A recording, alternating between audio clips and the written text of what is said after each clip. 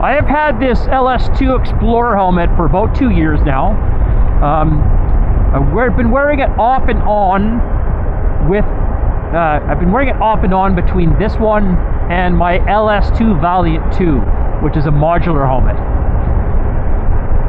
I bought this one because I wanted something with a peak. I wanted something with a bit more, sort of off-road look, and something with more off-road, so I was able to protect my head with the shield if there was rocks flying, or even in the sun. It's come in handy where I've been able to dip my head for the sun, especially on some dirt, dusty roads where the sun hits the dust and you can't see anything. Now this helmet is very comfortable compared to my other helmet. I have only ever worn 2 helmets, both LS2. They're both the same size, they're large, and this one is much more comfortable than the LS2 Valiant.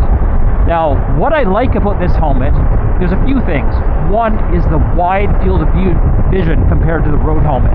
I can see a lot out either side, and that is great. The other thing I like about this helmet is, of course, I like the drop-down sun visor.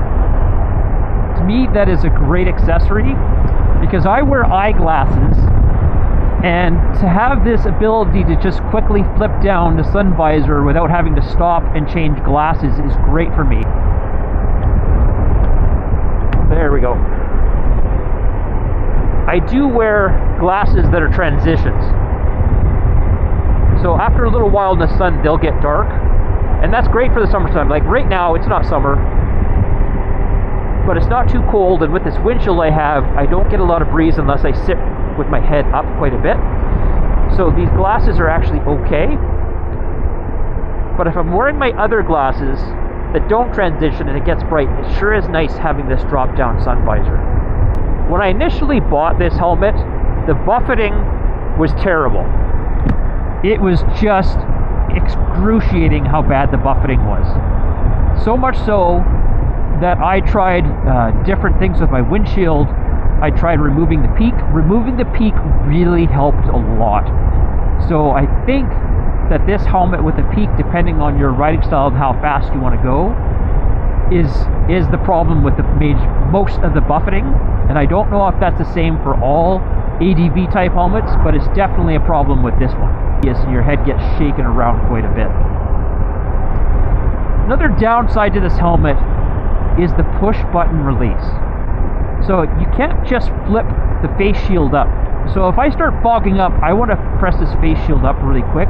A button. So it has this button under here, and it's hard to reach actually with my camera, and I can never quite find it. There we go. So I have to press this button with my index finger and then flip the visor up. And I don't like that. So for a while there, I was riding with the visor just down without being clipped in because I like being able to flip that visor up pretty quickly. But then the problem with that is, with the wind rushing in here, the crack, it made the buffeting even worse. So this helmet, for me, the buffeting is a big downside. So it really depends on what you want, or maybe how fast you're going, or what you're going to use it for. I think it may be more of an off-road oriented helmet, which it is because it's an ADV helmet, but it's just not that good on the freeway. So I just had that open crack without the button pushed straight down. Now, maybe if I didn't have this camera here, it would be better for me to be able to reach that button. Probably would be. Another downside to this helmet, it's not comms ready. I had to actually take out a lot of the foam in the ears to be able to put the speakers in. Otherwise, the speakers press right up against your head and you cannot wear this helmet. And it was the same with my Valiant helmet. I had to do the same thing. But I took out a lot of foam in this helmet to get these earpieces in, and now it's quite comfortable. I do know that LS2 is now making integrated helmets that you can put a comm system into, and they're speaker ready. I don't know if they're good or not, but that would be a big concern if you want a comm system with this one. Just consider that. I made it work, but I guess it depends on how much you're willing to damage your helmet, or maybe damage the integrity of it, because really, I'm taking out that foam, that impact protection is not a good thing, and I'm not going to recommend it. I would say don't do it.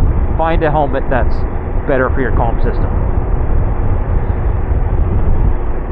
Another downside to this helmet is how far this chin bar comes out. I know it's more, you know, an ADV helmet, but there are ADV helmets where the chin bar comes down more. This one comes out so much that there are times when I found I couldn't see my dashboard. Now, I have everything, right now everything sits well the way my position. I can see my dashboard just with my eyes. But I know with my KLR 650, I had to dip my head quite a lot to kind of see what speed I was doing. And that was really terrible to have to do that. Would I buy this helmet again? You know what? I probably would not buy this helmet again because I think there are better ones out there. But having said that, the price point on this helmet was really good. I got this one on sale and I got it for about $350 Canadian, which probably works out to, I don't know, depending on the dollar when you're watching this, around, you know, $275 maybe US. And so I got a pretty good deal. And like I said, this helmet is actually really comfortable to wear, to put on. It's snug on my face, it doesn't move a lot, but it's not uncomfortable.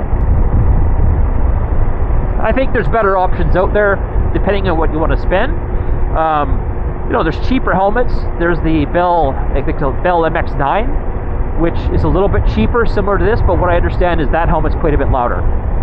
On that note, I wear earplugs all the time with this helmet.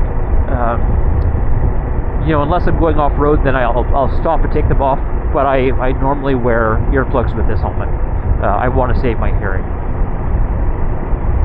Well, I hope you found this worthwhile. Thanks for watching. Take care and ride safe.